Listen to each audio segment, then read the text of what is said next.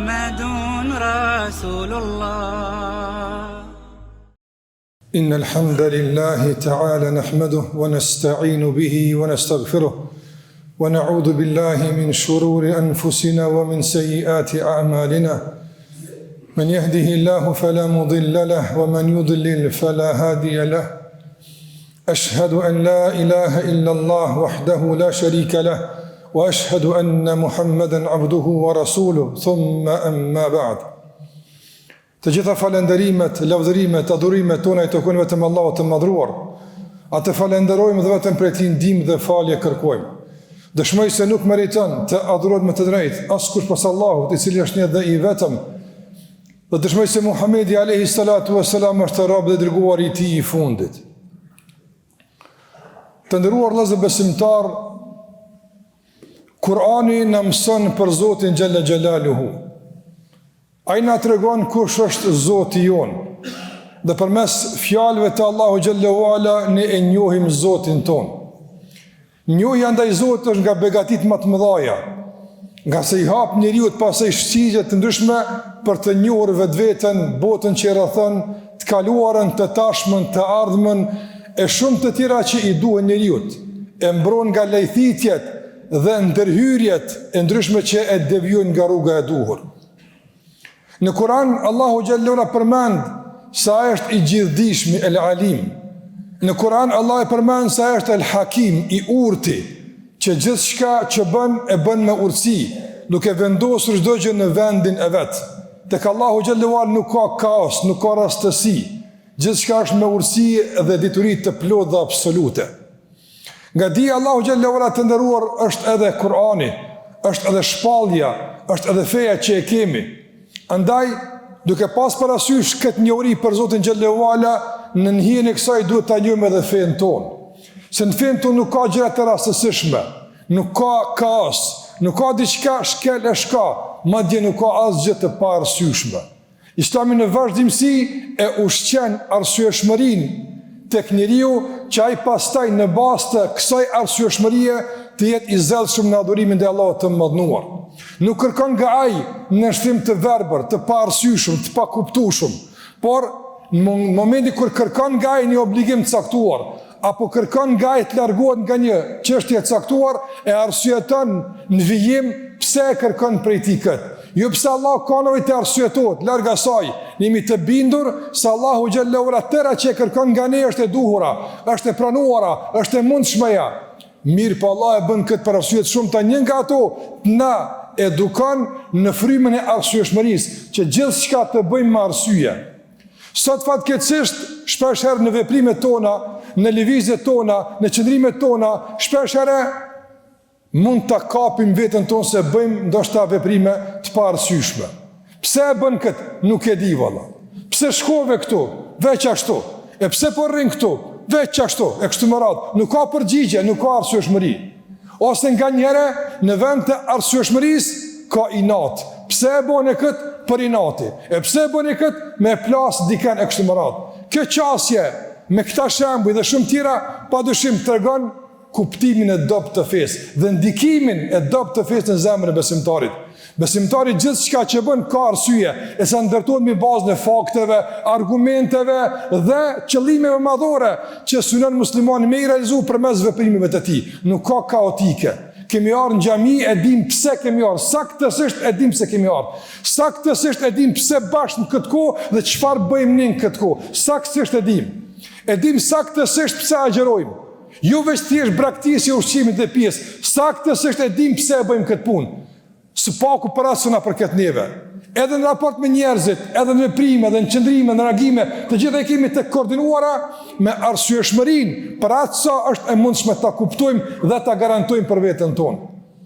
Allahu xhallahu ala të nderuar, shpesh në Kur'an, kur flet për obligim të caktuar, thot la'allakum tashkurun.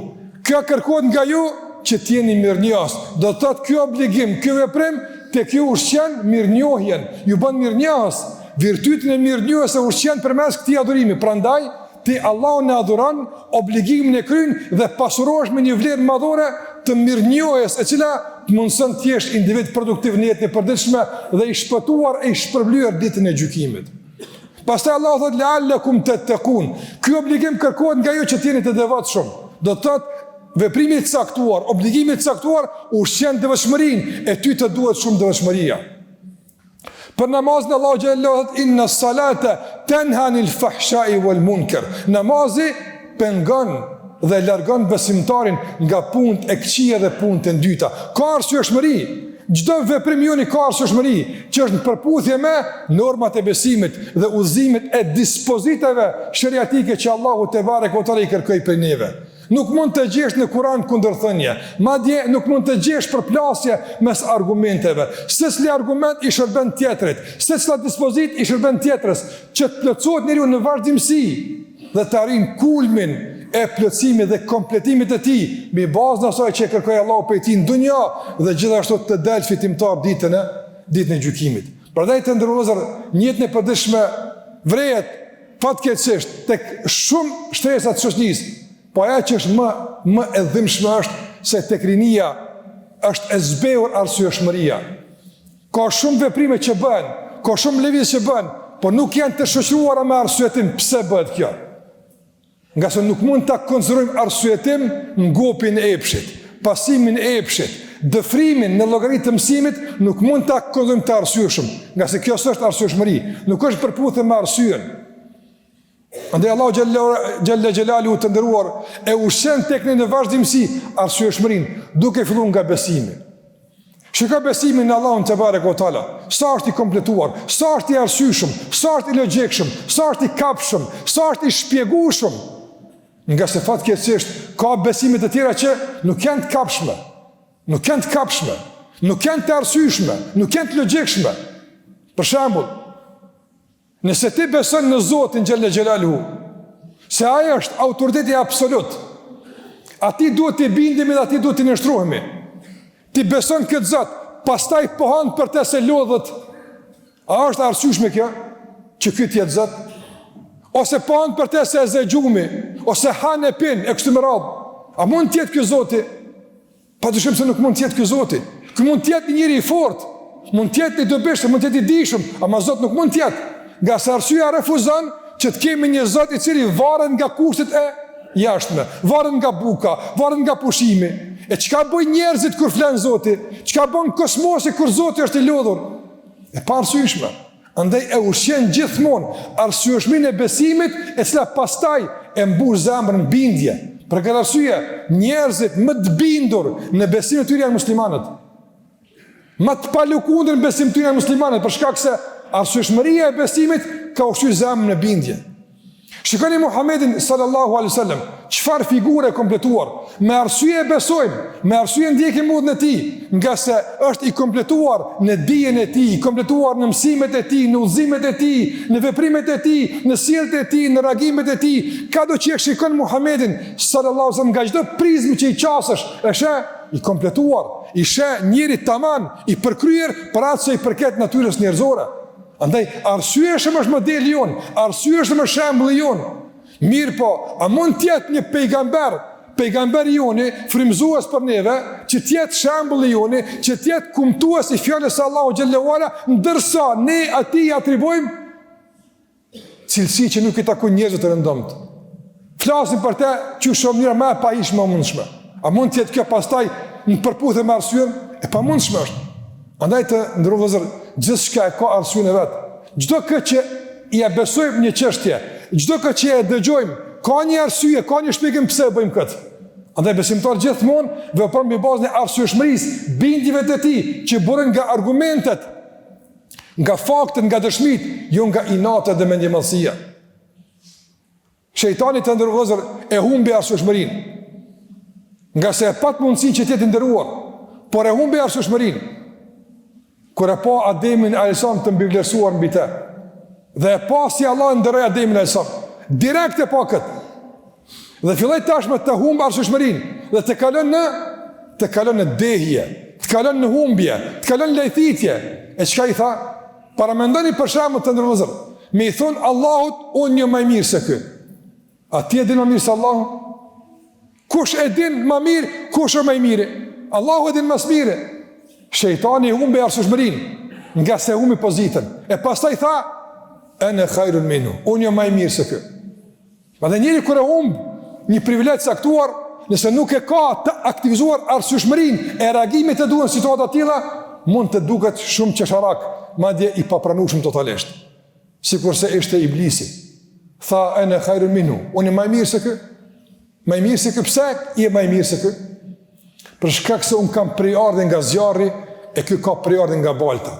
Të nderuar vëllezër, këtu është me të vërtet ajo çështja ndarëse mes mësimeve islame, sinqerta dhe duhura në vlerësimin e njeriut mbi baza të shëndoshta të arsyeshme edhe të tjerëve. Allahu nuk e pranoi këtë arsye të shejtanit, nga se prejardhja, të nderuar vëllezër, asnjëherë nuk është arsye që dikush të më mirë se tjetri. Asnjëherë. Ngjyra nuk është asnjëherë arsye që dikush të më mirë se tjetri. Asnjëherë. Gjuha nuk është asnjëherë arsye që dikush veç për shkak të gjuhës së tij të më mirë se tjetri. Kjo është e paarsyeshme. Këtë logjik të mbivlerësimit dhe e përgjithësisht e refuzon Islami. Islami pranon arsyeshmërinë e vlerësimit në bazën e veprave, kontributit, jo pretendimeve, jo akuzave, jo për shembull prejardhjes e ngjyrës, nga se kjo është e paarsyeshme që mbi këtë bazë të mbivlerësohet dikush. E sot fatkeqësisht, jo rreth në botë dominon supremacia e përsia e dikujt mbi dikën veç për shkak të prejardhjes, veç për shkak të ngjyrës, veç për shkak të dominimit ekonomik e kështu me radhë. Prandaj bota po humb arsyeshmërinë për shkak se nuk po ndërtohet mbi bazën e udhëzimeve të duhura të shpallës Allahu te bareke teala.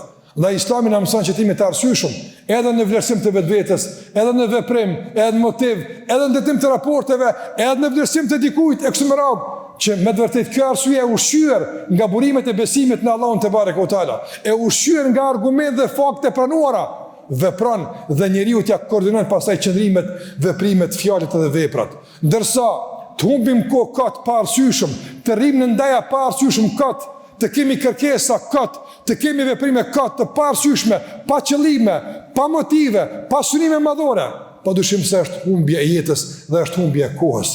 Prandaj ky udhëzim kaq i rëndësishëm, ky mentalitet që Islami ndërton tek ne, është me të vërtetë ajo që na bën mundi mirë dhe të sigurt dhe të qetë në ndjekjen e udhëzimeve të Allahut dhe udhëzimeve të Muhamedit sallallahu alaihi wasallam. Andaj të nderuar, mësohuni dhe përveçoni këtë mentalitet që të veproni me jetën e juaj, me mendjen e juaj, me qëndrimet e juaja, me pasurinë e juaj, me lutjen e juaj, me bazën e një arsyeshmërie e cila ndërtohet mbi argumente, mbi fakte, ndërtohet mbi qëllime madhore.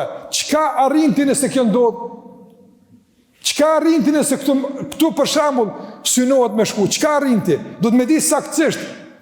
Po jetën me bë lojë, jetën me bë humbje, jetën me bë eksperiment, jetën me shton dëfrim në argëtim, në huqje të vazhdueshme, padyshim se është me të vërtetë mirim. Është me të vërtetë mirim i madh që Allahu xhallahu ala e përmend se i tilli khasira ad-dunya wal akhirah. E ka humbur dunjon, në veçantë e ka humbur ahiretin, na rujt Allah nga humbja e madhe. Allahu xhallahu ala bërë që arsyeja jonë të ushqehet me dije të shëndosh, me argumente, me fakte nga shpallja e Allahut azza xhel, dhe veprimet tona të ndërtojmë mbi bazën një arsyeshmërie njerëzore që në bazë të saj i koordinojmë veprimet tona, fjalët tona, ndërtojmë raportet tona dhe arrijmë qëllimet dhe synimet tona të mëdha të dunjas edhe të ahiretit. Allah na uzot në rrugën e drejtë, në fal Allah mëkatet tona, kërkoni falje nga Allah, nga se Allah është falës. Dhe është mëshirues e kulu qawli hadha wa astaghfiru li wa lakum fastaghfiruhu innahu huwal ghafurur rahim. Alhamdulillahi Rabbil Alamin, wa afdalus salati wa tammu taslima ala khayri khalqillahi ajma'in, nabina Muhammad wa ala alihi wa sahbihi wa sallam taslimin kathira. Të nderuar, nga mirësitë e kësaj arsyeshmërie në jetën e përditshme, krahas asaj që përmenda, që na mëson të ndërtojmë qëndrime të duhura, raporte të duhura, veprime të duhura kështu me radhë, na mëson edhe të njohim gabimet tona dhe të pendohemi dhe të kërkojmë falje. Nëse njëri mediton për gjendjen e tij, në njëri i cili e din se Allah është krijuesi i tij, Allah është i gjithdijshëm, Allahu te bareke ve teala ka në dorë jetën e tij, e din se ky njeri ka fund dhe pastaj ka me dhënë llogari për Allah të mëndor për punët e tij. A ka mundësi njeri i arsyeshëm mbi bazën e këtyre njohurive të vazhdon pastaj të jeton jashtë binarëve të rrugës të Zotit? A është kjo arsyeshme? Ndaj, një dietar një ditë kishte një diskutim sinqert me një djalë. Donte me e kthy në binart e arsyeshmërisë, nga se kishte dalë nga binart e arsyeshmërisë në binart e shkatrimit e psharak e material. Andaj, ky djalë erdhi te ky hoxh që epshit me i dhon pet këtë arsyeshmërisë. Epshit cili duhet të menaxhohet e duhet të udhëhiqet, jo të na udhëheq. Nuk ka mundësi kujta me na udhëheq. Nuk bën me na udhëheq pa ngopsia, nuk bën. Po duhet na udhëheq vlera, arsyeshmëria. E ky djalë ka ardhur te ky dietar që të kërkon një lloj arsyeshmërie dhe legitimiteti nga dietari që pastaj ta vesh epshtin e tij dhe jetën e tij e psharake me petkun e arsyeshmërisë që e merr nga dietari. Por dietari ishte mbi kët. Po dyshim nuk ishte ai që arsyeton të punë të këqija. Dhe kur e pas se djali ka dalë nga arsyeshmëria totale, nuk ka funksion më arsyeja, por tash dominon epshi dhe kujta, deshi me e kthy në arsyeshmëri përmes goditjeve të vazhdueshme me argumente të caktuara, që ndërtohen mbi bazën e njohurive që i ka ky djalë. Atëri i tha, nga se djali kërkonte një lloj arsyetimi për mosfalet namazit, një lloj arsyetimi për mëkatet që i bënte. E dietari e dinte se s'ka arsyetim, po deshti me e bin djalin se s'ka arsyetim. Atëherë çka i tha? Shikoni të ndërruar sa bukur praktikisht këtë kjo përmbledhet në çdo fjalë që duam të përmbledhim atë këtë hutbë. I tha, toka që po jeton mbrana saj e kujt është? E Allahut. A është toka e Allahut? Po tha e tij është. Atëherë tha, kur do me i bo mëkat Allahut, del nga toka e tij. Del nga shtëpia e tij, del nga veni i tij. Nga se në tokë ka rregull, sikur se në çdo shtëpi ka rregull, në çdo vend duhet pas rregulla. I përmbash rregullave dhe mbetesh antari i asaj familje, mbetesh banor atij veni, nuk i respekton rregullat, shkel rregullat, privosh nga liria e lëvizjes, edhe e tjetuarit, burgosësh apo dëbohesh, për shkak se nuk po i respekton rregullat. Andaj toka e Allahut është. A është arsyeshme në tokë të Allahut ta kundërshtosh Allahun xhalla xhelalu? Jo, tha nuk është. Vazhdojmë tha me dytën. Kush të furnizon ty? Kush të jep me ëngër e me pi? Tha Allahu më jep me ëngër e me pi. Në rregull tha, ti po e shfrytëzon mirësinë e Allahut. Allahu ta ka dhënë jetën, Allahu ta ka dhënë ushqimin, Allahu ta ka dhënë pijen, apo?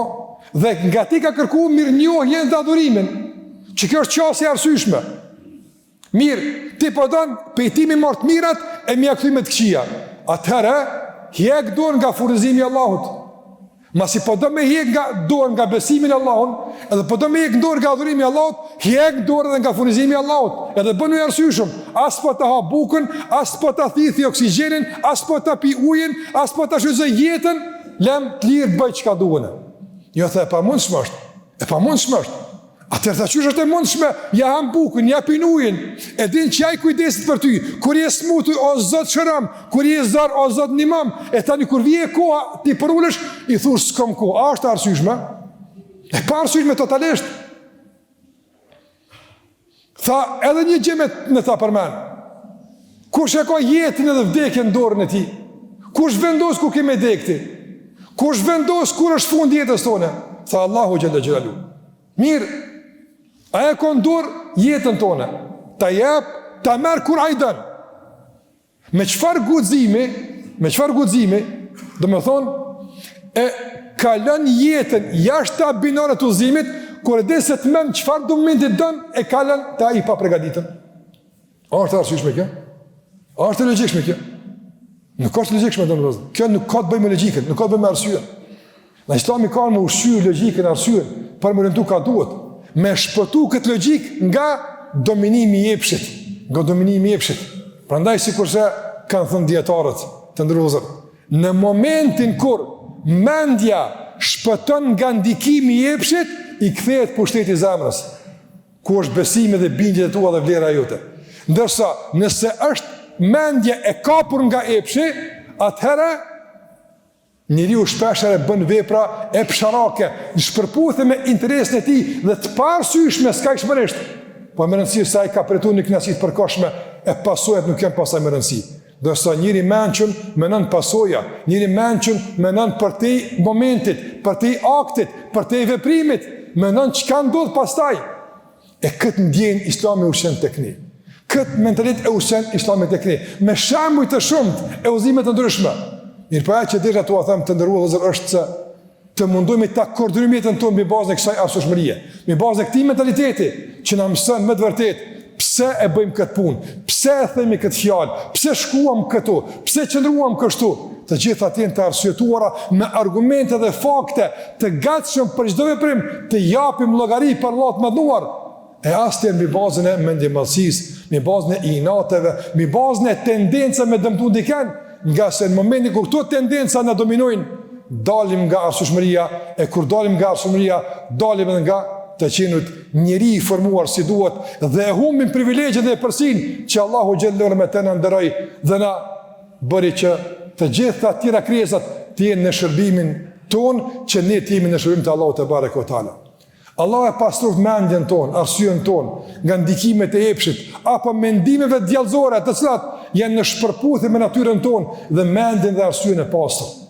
Allahu e ushqeft arsyen ton, mendjen ton me dije të shëndosh, të pastër që buran nga udhëzimet e shpallës së Allahut te bareke ve taala, me mësimet e Zotit e udhëzimet e Muhamedit sallallahu alaihi wasallam. Boft Allahu xhallahu ala që çdo veprim, çdo qëndrim që e marrim në dunjë të ketë arsyeshmëri e cila është në përputhje me qëllimet tona madhore, që synojmë të jetësojmë këtë dunjë dhe dalim tek Allahu xhallahu ala faqebardh. Na ruajt Allahu nga urrëtia, nga mosdurimi. Na ruajt Allahu te bareke ve taala nga inatet që dëmtojnë raportet mes nesh dhe raportin me Allahun te bareke ve taala. Na boft Allahu xhallahu ala të duhemi me zveti, të ndihmojmë me zveti, të përkrahemi, nga se kjo është e arsyeshme, ndërsa gjakderdhja, lufta, inati, urrëtit janë të paarsyeshme, nga se janë në shpërputhje me natyrën njerëzore dhe privilegjen që Allahu e nderoi njeriu në këtë dunjë dhe pritet me e nderu kështu edhe ditën e gjykimit.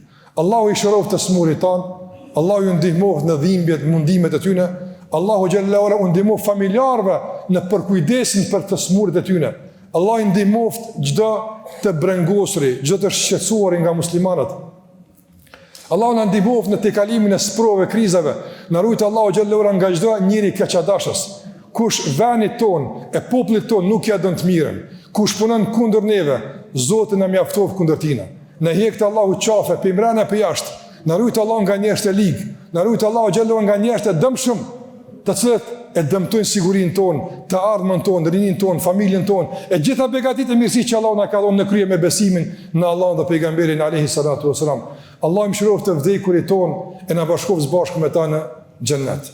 إن الله وملائكته يصلون على النبي يا أيها الذين آمنوا صلوا عليه وسلموا تسليما اللهم صل على محمد وعلى آل محمد كما صليت على إبراهيم وعلى آل إبراهيم إنك حميد مجيد اللهم بارك على محمد وعلى آل محمد كما باركت على إبراهيم وعلى آل إبراهيم إنك حميد مجيد عباد الله إن الله يأمر بالعدل والإحسان وإيتاء ذي القربى وينهى عن الفحشاء والمنكر والبغي يعظكم لعلكم تذكرون